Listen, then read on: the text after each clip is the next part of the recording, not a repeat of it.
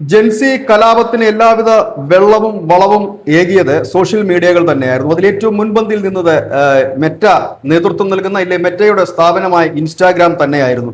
ഏതായാലും ഇപ്പോൾ അതിനെതിരെ വലിയ നിയമ നടപടികളാണ് വരുന്നത്. ഇപ്പോൾ മെറ്റയുടെ മേധാവിക്കെതിരെ ഒരു കേസ് ഇപ്പോൾ രജിസ്റ്റർ ചെയ്തിരിക്കുന്നു.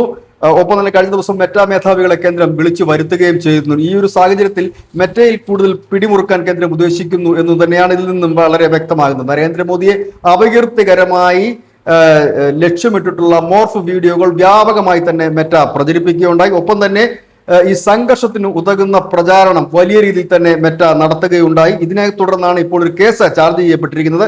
ഹൈദരാബാദ് സൈബർ ക്രൈം പോലീസാണ് ഈ ഇൻസ്റ്റാഗ്രാം, ഫേസ്ബുക്ക് പേജുകൾ കൂടാതെ ഇതിന്റെ ഓപ്പറേറ്റർമാരായ മെറ്റ ഇന്ത്യയുടെ മേധാവിക്കെതിരെ കേസ് ചാർജ് ചെയ്തിരിക്കുന്നത്. രാജ്യത്തിന്റെ പരമാധികാരത്തിന് ഭീഷണിയായ ഉള്ളടക്കം വലിയ രീതിയിൽ പ്രചരിപ്പിച്ചു.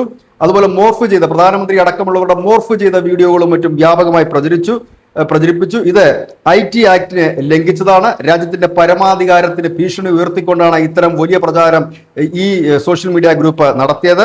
അതുകൊണ്ട് തന്നെ ഈ സൈബർ ക്രൈമിന്റെ സെക്ഷൻ 66C 67 എന്നിവ പ്രകാരമാണ് FIR രജിസ്റ്റർ ചെയ്തിരിക്കുന്നത്. ഇത് കൂടാതെ തന്നെ ക്രൈം നമ്പർ 503/26 എന്നുള്ള ഈ FIR ഭാരതീയ ന്യായ സംഹിതയുടെ സെക്ഷൻ 353, 336 പ്രകാരമുള്ള കുറ്റങ്ങൾ കൂടി ചുമത്തിയിട്ടുണ്ട്. ഏതായാലും കഴിഞ്ഞ ദിവസങ്ങളെല്ലാം നമ്മൾ കണ്ടതാണ് മെറ്റയുടെ മേധാവിയെ ഉൾപ്പെടെ വിളിച്ചു വരുത്തുന്ന ഒരു സാഹചര്യം ഉണ്ടായിരുന്നു. അവർ എഴുതി നൽകുകയുണ്ടായി, ഇനി ഒരിക്കലും ഇത് ആവർത്തിക്കില്ല എന്ന്. പക്ഷേ മെറ്റയിൽ കൂടുതൽ പിടിമുറുക്കാൻ തന്നെ കേന്ദ്രം തീരുമാനിച്ചു. ഇതാദ്യമായിട്ടല്ല സോഷ്യൽ മീഡിയ ഇന്ത്യൻ ഭരണകൂടത്തിൽ ഇല്ലെങ്കിൽ ഇന്ത്യൻ ജനാധിപത്യത്തിലൊക്കെ ഇടപെടുന്നതും. News desk Malayalam.